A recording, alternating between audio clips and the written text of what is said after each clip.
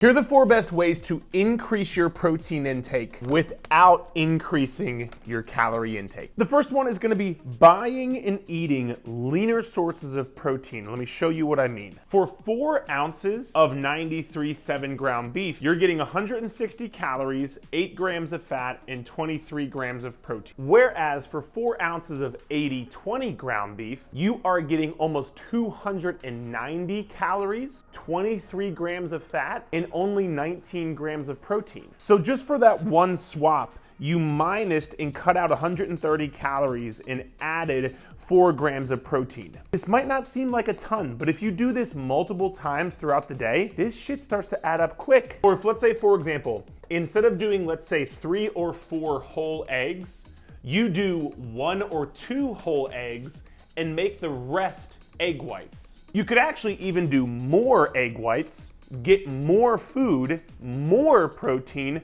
for less calories because you're not using the entire egg. Or one last example could be no-fat Greek yogurt versus no-fat Greek yogurt. For 1 serving of this, it's about 230 calories with about 6 grams of protein. But for 1 serving of this, it's 80 calories and 12 grams of protein. They're both Greek yogurts, but you can get a massive difference in your nutritional content. So I really encourage you, look at the back of the labels when you're going to buy these foods. And usually you want to focus on buying the lower fat version.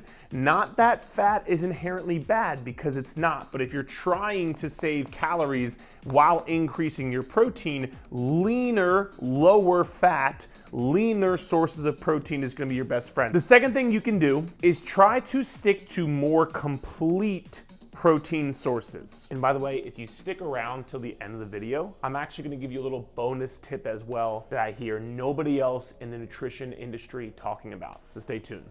Let's take something like peanut butter, for example, our beloved. Yes, peanut butter might have some protein in it, but peanut butter is primarily a source of fat. It is not a source, not a good source of protein, because there's so much fat, it's such higher in calories for such little protein. Whereas let's say, for example, you opted for something like this protein shake instead. You would be getting exponentially less dietary fat, less calories, and much more protein. So this could be a complete protein source. Or let's take oatmeal, for example. Yes, this oatmeal has some protein in it, 3 grams, but it also has 22 grams of carbs. This is primarily a carbohydrate source, not a source of protein. Whereas again, if you took something like this Greek yogurt packet, this is 80 calories, 0 grams of fat, and 12 grams of protein. That would be something more like a complete protein source to have you not rack up your calories. You're trying to get more protein, but you're eating more oatmeal, you're eating more peanut butter. Your calories are gonna skyrocket. Look for more leaner and complete sources of protein. And really quickly, I know some people are gonna get mad and be like, but Eric, I don't eat meat, I can't eat dairy, da da da.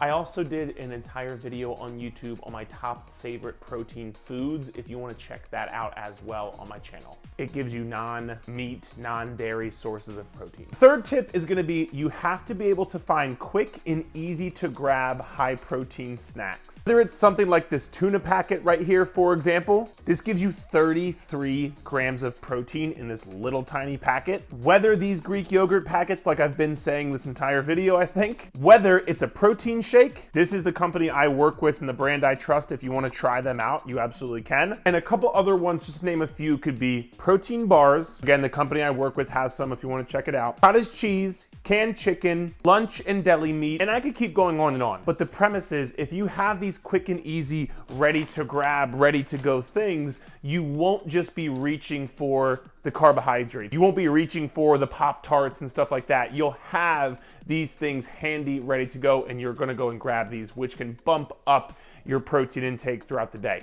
And then number 4, before we get to the bonus extra tip that nobody talks about, is actually using your food scale. And the reason being is, when you can actually weigh your food out in grams on the food scale, so many people are actually already eating way more protein than you think you are. You're just not actually weighing it out, so you don't know. You're looking at it and you're guesstimating. Maybe you're just kind of like, oh, that looks like 4 ounces.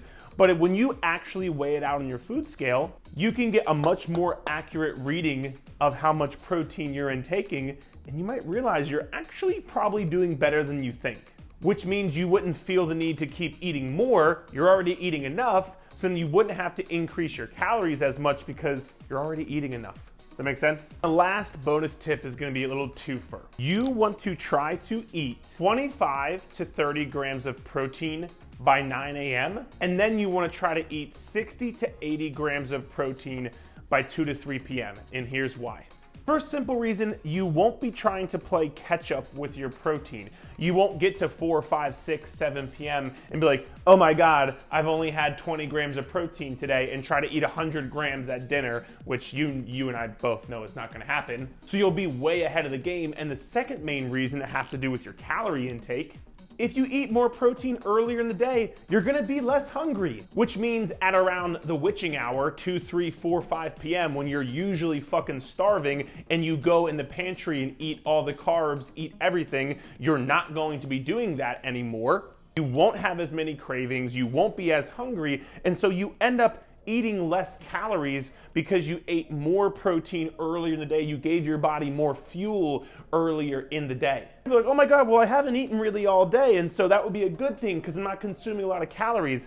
No, because it backfires on you overeating at night. I hope this video helped. If it did, like, subscribe, and check out this video above